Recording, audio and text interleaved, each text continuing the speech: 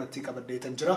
Qophii keenyaan kan waliin bu'aarru bashannanu ta'a. Egaan turtii gaariin isiniif hawwa. Obboleessi na bira jiru Caalaan barataa seeraa dorgommii internationalaa akkuma kanallee kan biyyaalessaa garaagaraa irratti hirmaatee nama injifannoo hedduu harkaan gaatee akkuma kana maqaa mooraa keenyaatiif maqaa biyyaa dhoofsisaa jirudha. Akkuma kana obboleessi keenya Aanaan illee barataa barnoota isaatti baay'ee qaxalee jabaa fi maqaa yuunivarsiitii keenya jedhuudhaaf ani kan daladdee guddadhe guddina Harargee lixaa aanaa masalaa yookiin dabaa diyyattan daladde yeroo ijoollummaa kootirraa ka'ee achumatti baradhee guddadhe naannoo haga kutaa tokko hanga afurii iddoo mana keenya dhiyaatutti baradhe kutaa 5 hanga 8 deemsa karaa naannoo sa'aatii akka afur akkasii fudhatu deemee baradhe haala san keessa darbee ijoollummaa kootirraa ani maatii kootiif ilmoo sadaffaadha dubara lama boodan dhaladhe akka jechuuti abbaan koo haadha koo hedduu na jaallatu yeroo hedduu waliin hawwu barumsa barachuu osoo hin taane shifeera ta'u fedhii koo kan ijoollummaa jechuudha yeroo hedduu kutaa 10 xumuree garaajii seenee shifeerummaa baradhee makiinaa ofuun haalaan jaalladha ture. Garuu jajjabinni abbaan koo jireenya koo keessatti na godhe waan inni raanfatame yaada sun akkaan jijjiiru na godhe. Haga kutaa 10 ga'utti barataa hagas mara tooppi jedhanii yookaan nama cimaa jedhanii fudhatan turuu baadhullee kutaa 11 gaafaan seenirraa kaasee sadarkaa mana barumsaatti sadarkaa godinatti illee barattoota qaxalee qabxii olaanoo galmeessan keessan ture gaafaan kutaa 12 baradhusi. Akan universiti kana dhufee seera seenu wanni na godhe jalqaba irratti yeroo hedduu injustice yookaan alhaqummaa jedhamu kanatu baay'ata naannoo keenya sunitti ibin maatii hootirra waan jirutu jira otoo barataa ture waldhaba tokko osoo nama wajjin qabaatin haala violation yookaan miidhaa namaan irra ga'ee ture akka maatitti miidhaa sun bu'aa takka namni deebisaan kanneen turre bakka hedduu deemnee turre abbaan kiyya deddeemaa ture achirra dhaabbadhee miidhaa maatii kiyyarra geessan deebisee isaan kiisuudhaaf osoo hin taane miidhaalee wal fakkaataa akkasii hawaasa irra gaansu karaa kamiin akkamitti akka xiqqaachuu danda'u fi akkamitti akka ogummaa argachuu danda'an kajiru abbaa kiyyaa wajji taa'ee haasa'ee ture. Santuu yeroo gara mooraa yuunivarsiitii Haramaayaa otoo hin guutin dura filannoo kiyyaa tokkoffaa wanni isii taasise kolleejjiin seeraa kolleejjii beekamaadha akka biyyatti illee kolleejjii hangafaadha. As dhufee kolleejjii seeraa kan keessaa bifa qulqullina ta'een barumsa kiyya hordofee alhaqummaa akkasiisuun hawaasa waan gahaa irra deebi'ee. Godina Harargee lixaa aanaa biroo magaalaa Galamsootii duwwaa takka jechuu qabalee bakki itti baradhes achuma Galamsoo mana barumsa lakkoofsa tokkooti. High school tokko qonnaa achumatti baradhee pre-K achumatti baradhee gaafa kutaa 10 irraa kaanee kutaa 11 seenu social fi natural ta'uu godhamu ture. Seera seenuudhaaf yaaduun kiyya kutaa 9tti jalqabame.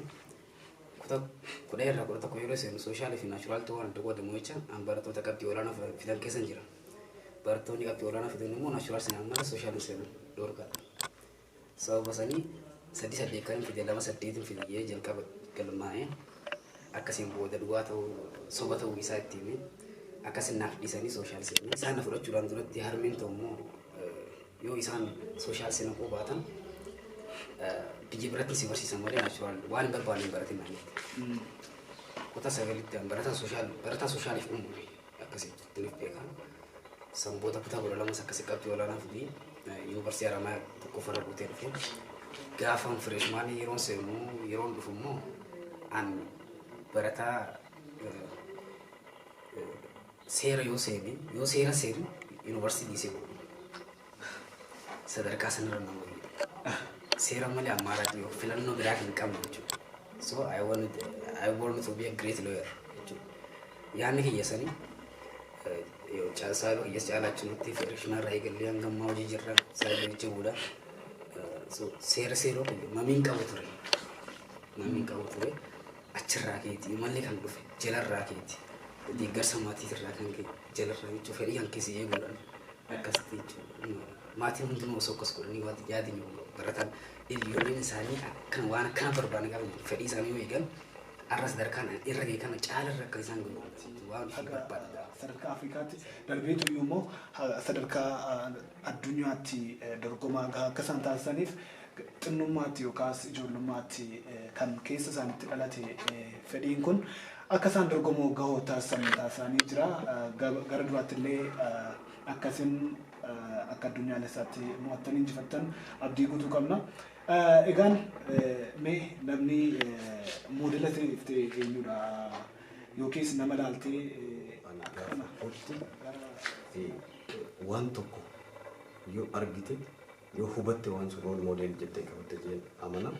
Hawaasni nan keessatti guddadde hawaasa iddoo wanni hundi accessible ta'e yookaan hoo even haala sun keessa teessee rool moodelii hawaasatti qooddattu hin turre afaan guuteelee jechuu baadhu kun haala jiruun murteessaadha. Nama seeraa osoo hin ta'e yeroo sunitti akka naannoo yookaan aanaa nuti irra jirutti barataa Magarsaa Adamaamee amma dooktoranii Dr. Magarsaa Adamaamee nama ilaalu ture koolleejjii fayyaa Hararii irraa eebbifame kanuma biraanchii Haramayaa kanarraa eebbifame akkaan barattoota akka aanaa nuti qabnu irratti namni hundi rool moodelii godhatee deemu keessaa nama tokko ture. Waan addaa hojjetee osoo hin ta'e hojii barumsaa irratti fi hawaasni inni keessaa bahee bakka arra jiru kana bahee haala rakkoo malee hawaasa darbii ciminni inni barumsa irra qabu kun barataa biraa hedduu akka mul'atuuf. Namni naannoo bakka guddaa kanneen fi jechuun ibsuullee nuti yaadamee ta'u ta'anii namoota ijoo nabi jiraan jiranii maqaa duudhaaf yoo ta'e nama Abdallaa Shinshoon hojjaamu abbaa qabeenya magaalaa Galamsuuti. Ani daa'imummaa kiyyarraa eegalee naannoo kophee qulqulleessaa guddateedha. Kophee qulqulleessaa of danda'a maatii kiyyaas gargaara jalaa fi akkasitti guddateedha. Abdallaa Shinshoon immoo abbaa qabeenyaati kan magaalaa keessatti beekamuudha. Akka ilmi isaatti na dabarsu. Akka ilmi isa na laalee sa'aan barbaadu waan barbaade bilbileen gaafadha. Waan hunda wanaaf godhu waan nan barbaadu hunda fedhii kiyya hunda naaf guutaa. Awwaan jedhee isa itti ibsuun qabu. Namoonni biraan cinaa jiraatan hedduun jiru. Garuu maatii kiyyarraa adda baasee namni naaf jira jiran yaadu isa sanii barnoota kiyyarratti akkan qoosa hin beeknee fi namni jabaatii barnoota irratti wanti jedhu hojjetu ta'uu kiyya. Hin beeka waan ta'eef waan barbaadu na gaafatu jedhu. Waan hin barbaadu waan si barbaachisu hunda. So namoota akkasiitu ni jira. Gara waa'ee dorgommichaatti yeroo dhufnu dhiyeenya kana sooshaal miidiyaa garaagaraa irratti illee deemaa jira. HBO illee maxxansee ture fuulduree keessanii irratti. Dorgommichi waggaa waggaadhaan isa gaggeeffamudha. Dorgommii barreeffama isee competition isee contest illee hin jaama. Sadarkaa biyyattiin bahaa aanaa falkamootaa ture jira. Sadarkaa Afrikaatti bahaa dorgommiidha. Sadarkaa addunyyaatti bahaa. Isaan ani amma dorgommii mo'adha kana sadarkaa kontinentaal yookaan Afrikaatti kan ba'e barattoota digirii duraa fudhachaa jiran akkasumas digirii duraa fudhatanii xumuranii fi barumsa garaagaraa irra jiran barataa ta'anii yuunivarsiitii Afrikaa kamuu keessatti dhalataa Afrikaa ta'anii barachaa jiraniif kan gallakkifame waa'ee right to freedom of speech yookaan mirga dubbachuu irratti human right irratti kan gallakkifame. Dorgommichi yeroo dura itti seenu dhugaa dubbachuudhaaf kaash piraayizii illee hin qaba isallee ilaalee miti. Yeroo hedduu anaaf aanaa wanni hojjennurraa jireenya kana fooyyessuudhaaf future image jedhamu kana yookaan fuuldura keenya kana deemuudhaaf nama haalaan lafa oolu jireenya irratti wanni akkanaa kun opportunity akkanaa yookaan carraan akkanaa yeroo dhufu jalqaba nu barataaf yeroo galchee riizaaltiin isaa yeroo dhufu tooppi 60dhaan yookaan barataa tokko hanga 16 jalqaba adda ba'ee ture. Barataa tokko hanga 16 kana keessan ture. Hagas mara ulfeessee ilaalle achirraa kaasanii gaafa guyyaa 2-3 booda barataa tokko hanga 5 keessa 16 kana keessa barataa tokko hanga 5 filatanii turanii ammallee barataa tokko hanga 5 keessa hambeeku yeroon tokko hanga 16 keessa bu'us barattoota Itoophiyaa guutuu keessa ana qofatu akka biyyattuu jechuudha. toppi shanii yookaan toppi 5 isa jedhamu tokko hanga shanii keessa yeroo filan achi keessan galee hagas mara yeroo diinii kollejjii keenyaa Dr. Richard ture isa barbaadee dhufee koongiraanaan jechaa ture hagas mara waan guddaa jeen fudhanne achirraa ka'anii raankii baasanii turan tokko hanga shanii yeroo baasan sadarkaa lammaffaarra na kaayanii sadarkaa lammaffaarra na kaayanii hirmaattota dorgommii gallakkisan hirmaattota dorgommii kanarratti hirmaatan barataa kuma takka oli more than 1000 students from all Africa University jaanii gallakkisanii yeroo kana gammade jechuudha yeroo kana keessa gammadne jechuun agas mara exact waan godhan qabu yeroo sadarkaa sun barataa kuma ol barataa postgraduate PhD wala baratantu jira masters wala baratantu jira so keessa ammas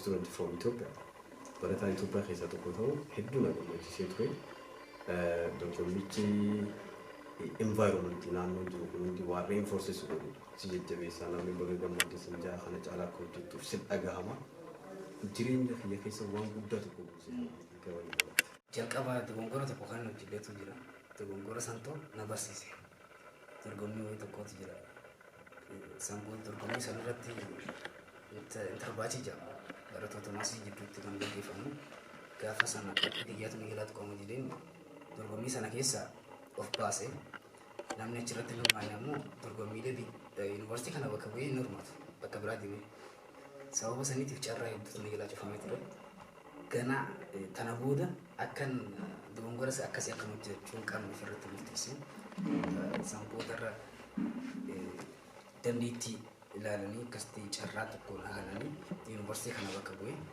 ICRC All Ethiopia University Multi-Court Competition yookaan immoo wal dorgommii yuunivarsiitiilee Itoophiyaa gidduutti gaggeeffamu akka afaan Amaariffaatiin qabii masqal jedhu santu qopheesse achi hoteela biyyoolitti san booda gaafa sana achitti hirmaannee yuunivarsiitii kanaaf faayinaal alsa yookaan immoo xumurra gadi madaalaa fuudhee galee itti aansee dorgommii barreeffamaati kan hin dorgommii barreeffamaa kan hin yeroon dorgomu arbitration essay competition jedhama inni suni barattoota yuunivarsiitiilee Itoophiyaa keessa jiran hundaafuu baname hundayyuu dorgomuu danda'u achirratti hin dorgomee isa sanarrattis sadaffaan biyye warri akka ajaa'ibaa warri tokkoffaa biyye fi warri lammaffaa biyyees warra madaalaadhaan eebbifame Addis Ababa yuunivarsiitii tokkoffaa kan biyye kun immoo Baahirdaarraa madaalaa warra eebbifame jiisidha lamaanuu ani dhaqeen gidduu seenee itti aansee dorgommii barreeffama ammas kan biraatu dhufe yuunivarsiitiilee gaanfa Afrikaa yookaan immoo East Afrikaa jedhaman kan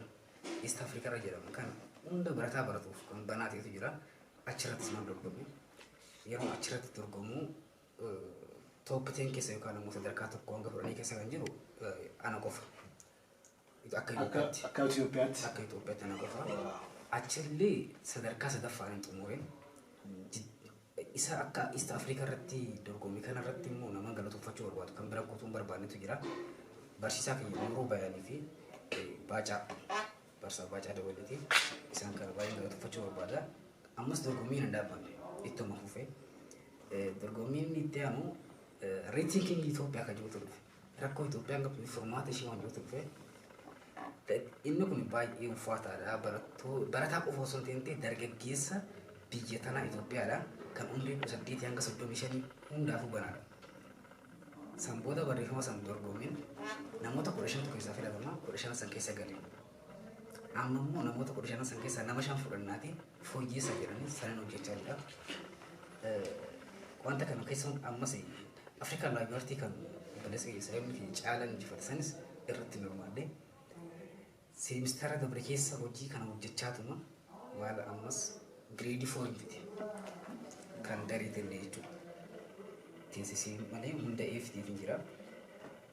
National Conference adda addaatti maadheetiin jira. Naannoo illee bakka bu'ee itti aanee International Lex Lead Essay Competition isa jirutti sirmaadde ammas tokkotu jira. Humanity Essay Competition kan jirutti jira. Sanarratti sirmaadde yoo dorgommii wanti jedhamu qaama godhadheetiin jira jechuudha. Hedduullee akkasitti wanta tokkollee irraa wanti duubatti nu deemsu jiru wanta kana hundaanaaf caalaa yeroo boonu waggaa darbee biyyaalessa darbaniitiin barattoota waliin ta'uudhaan hojii boonsaa akkuma kanallee maqaa biyyaa dhoofsisaa jiru hojjechaa jiranidha. Egaan qophii keenyatti akka barachaa jirtaniif itti bohaaraa jirtan abdii guutuu qabna. Mee dorgommiiwwan kana hundumaa keessatti yookaan yeroo barnootaa kana hundumaa keessatti cichoominni isin barnoota irratti agarsiistan osoo dorgommii fulaata kan qabdanii akkuma kanallee barnoota keessanitti akka kana jabaattanii akka baataniif maaltu isin dandeessisee akkuma kanallee maaltu waan hundi wajjin mari'anna ammas ijoollee teenyaaf fakkeenya ta'uu qabna jennee yaadna. Maali barataan akka keetii tokko waan isaan hin goone tokko yeroo buutii isaan agarsiiftu muur namni caalatti wanti jabaataa deema. Ammas qabxii daree keessaa foorfitu irratti mamiin qabu. Qabxiin dareedhaatu qabu. Maaliif jennaan barataan tokko osoo wantoota biraa naannessuutti qabxiin harkaa buuti. Barataan tokko immoo qabxii osuma fooromfite jedhu waan biraa keessaa ba'a. Inni kun gireedii qaba. Inni kun ekspiriyansii qaba. Itti immoo lamaan kana banaa kana cufuu qabna jenneeti gireedii qabxii dareetis ni hojjenna dorgommis ni injifanna ni dandeenya dargaggeessa humna qabna waan ta'eef jira. Sababni hojii guddaan immoo caalaa yuuti jechuudha. Hulsaa yookiin gamtaa barattoota seeraati. Akkuma kana Yuunivarsiitii Haramayaatti hoogganaa Peace Fooramiiti. Ciminni isaan barnoota isaanii irratti akkuma kana dorgommii addunyaalessaa irratti agarsiisan nama hundumaa kan raajeffachiisu akkuma kanallee kan dinqisiifachiisudha. Keessummoonni naarra of biraa qabu barattoonni mooraa Yuunivarsiitii Haramayaa Aanaa Hasaniif Caalaa Yuuyyee sadarkaa Afrikaatti sadarkaa Itoophiyaatti akkuma kanallee sadarkaa addunyaalessaatti namoota injifachaa jiraniif fakkeenya guddaa ta'aa jiran akka isaan afaan isaanii irraa dubbatanitti dhaloota oomishuu irratti hojjanna jechaa jiru. Dhalootas fakkeenya ta'aafii jiru. Mee turtii mooraa Yuunivarsiitii Haramayaa keessatti taasistanii mudannoo akkamii qabdu isin? Hiriyootadhaa yeroo hedduu waliin dabarsituu waliin dubbistu. Mee turtii mooraa kana keessatti akkuma kanallee dorgommiif biyya garaagaraatti imala balalii taasisuun ni jiraata. Mudannoo qabdan kan hin barsiisaa hin bashannansiisan. Achitti maaf taphee osoo deemuun jiru nuna guutuudhaan sangoota poolisii tokko wajjin wal fuune. Poolisii kamitti wal fuune dalloo gubbaaleen achiin darbadhu. Yeroon darbadhu poolisii achi jala dhaabbatee dhiqatu jira. Sangoota dhaqee mataa keessa isa dhaqee poolisicha. Sangoota fudhateetuma achiin ka'ee kaambii itti jira gaafa sana achi seena. Anis waan isa fayyadamee dafee dubbisa manaa akkas jedhee deemaa ture waan ta'eef dhaqee karadhe. Kizeen karadhu bakka jirru hundinuu baraan yaa sammuu waraan xiqqashee wanti turte sammuu dhaqee karadhee irraa hanqifatee dhokeeffatee ammas na kan amma sammuu gizeen galchu keessa hir'u ammas deemee irraa fuudhee tokko dhiisee fi akkas turtii najjeesee bakka najjeesee ofirraa hinti bakka jechuun kan fudhachuudhaa dhaqee akkaataa inni itti himu baay'ee na dinqee ture inni tokko kan kanuma feestaalii xiqqaan irraa bu'ee na ajjeese jedhee mata jira. Na dhibe wanni akkasii nu wanta kana faatu jira. Achi yeroo takka takka immoo laayibirariitti wanta si hundatu jira. Adurreen laayibirarii jara yoo darbu saree wajjin walitti osoo walitti bu'u jirtu gisee walitti buutu sagalee boca dhaga'amu ni iyyiti sammuu irra dubartii tokko tarabiizaa wanti teebila kanatu jira kitaaba irra kaan dubbisa. Teebila kana wajji lafa kaatee lafan dhoyite. Amma arrifadhe nama hundi lafa utaalee meeshaa fi hunda achi dhiisee teebile. Isin xarafa bularra gahu. Inni hundi qabla. Keen akkasitti diimanii. Ini kan mas dhiyeenya kana haayimu gaafa dorgommii Afrikaa kana yuunivarsiitii bakka bu'ee deemu gara Gaanaadhaa jechuudha. Osoo deemnu Addis Ababaa bullee guyyaa lama achi ollee jira deemnee balaliin keenya ganama raasaa 11 ture. Halkan kana guutuu ani waan dorgommiitiin qophaa'u. Akka tasaa tahee haga sa'a 4 boolee naannoo commercial friendship jedhamu turre achi waan bitanne halkan sa'a 5tti gallee halkan sa'a 5 irraa kaasee yeroo dorgommii dorgomtu iskiriiptii waan jedhamu jira waan barreeffattee achirra dhaabbattee yeroo haasofillee orderii isaa eeggattee dubbattu jira iskiriiptii kana qopheeffanne kompiitara keessa qophaa'ee malee waan ilaalanii qopheeffu printing taanu bakka itti printing wal argannu kanan galee barreessaa ture. Otuun barreessee itti gadhee halkan irraa sa'aatii 10 ture. San booddee sa'a 11 balaliin keenya sa'a 10 yeroo ta'u barsiisaan fuudhee deemu wajjin walii daawwallee kaaniin akkasuma dhiqadhee beekee asii fi Gaanaa fi Itoophiyaa jidduu gara naannoo sa'aatii 5 fi daqiiqaa 40 deema pileenii. Pileena keessa jireenya keenya makiinaa seenus waan akka rafuu hin danda'u. Yoo even bakka haaraa yeroo dhaqee even rafu asii kaanee achi dheenyee guyyaa rasaa 11 balalii 2 deema sa'a 5 walakkaa Gaanaa Kumaasii magaalaa guddoo deemnee achirraa bakka biraa balaliinee halkan yeroo deemnu Indiyaan Ooshiinii fi biitii walitti dhaabbattee akkatti akkas tahee kan naannoo sun galaanni jiru akka malee oofu ventileetara kana 5 irra banadhee rafaa halkan yeroo ndakoo irreen tasala didibee halkan guutuu halkan duraa irrafnee gaafa asii deemu lammaffaa irrafnee guyyaa yeroo kaanee deemnu sa'a garaagarummaa sa'a 3 wal dhaba biyya keenyaaf jechuudha yeroo deemnu opening day jaanii guyyaa baniisaa ture guyyaa baniisaa irra ollee orientation maal nu kanneen galgala opening ceremony namu aadaa biyyee fi alaabaa biyyee fi isaatti agarsiisu ture halkan hanga sa'aatii 7 kanarra ture halkan sadaffaa kiyya jechuudha madaqoo eegan dhaqootoon irra halkan sadaffaa kanatti sa'a 6 yeroo ta'u roobni tokko roobee ture makiinaa baasii fuudhee deddeebisu irra rafee ture haga yuunivarsiitiin Haramaarra illee bal'oodha ala haga bakka itti opening ceremony goonee kaanee bakka bultii deebitti bakka karaa dheeraa ture rafeen ture achi ka'een kee gale borumtii dorgommii qabna ganama naannoo sa'a 2 walakkatti dorgommii borumtii qabna kanaaf qophaa'uu qabna haga irra waan laalle waan ta'eef taa'ee halkan guutuu haga sa'aatii 10 nan taa'ee san booddee rafeen ganama ka'ee dorgommii seennee ammaan sammuu kiyya fankishin godhan jiru jechuun danda'ama oolmaa dorgommii seennee sa'a 6 walakka baanee sa'a 6 walakka baanee sa'a 7 walakka deemnee tokko baanee ammas waan takka boqonnaa akka arganne nyaata nyaachuu hin dandeenye qilleensa wajjin waliin barree amma sa'a 11 hin galle galgala irratti hiraataaf dafaa deebi'aa jira iddoo nuti bullu iddoo biraa bakki nyaata irra nyaannu bakka biraatti bakka sa'a 2 kana rafuun qaba jidduutti hageessaan wanni jaanii jee mana keenya qollafadhee rafee san booddee hirriba akkamiin rafee akka hirriba takka namni bakka akka nama du'ee rafee achi ijoolleen wajji deemne akka malee hulaatumaa ture nakaasuu daddabanii as deemanii hin be'ee jaanii ala silkiin hin hojjettu waatsaappii qofa dalagaa silkiin biyya cufaa ture asii kaanii barsiisota wajji dhufne namoota wajji dhufne beeksisanii barbaada kiyya olii gad deemaa turanii dhimmichi nageenya gibbii ga'e bakka komaandara gibbii dawwalame Hima badee jira. Kaasuun dandeenya ala jiraachuu mana jiraachuuf ala jiraachuun kiyya hin beekamne barataa akkana dhabamee jira jaanii barbaachi gibbii guutuu wal gaadha. Ani kana realize goone sa'a 2 fi sa'a 3 yeroo ta'u hirriba kiyya irraa dammaqee silkiin kiyya chaarjiin qabu chaarjara fudhachuuf yeroo dormii ijoollee wajji dhufnee tana deemu ijoolleen hundi kaaniin booyaa kaan harka mataa irra qabatee na barbaada jechuudha.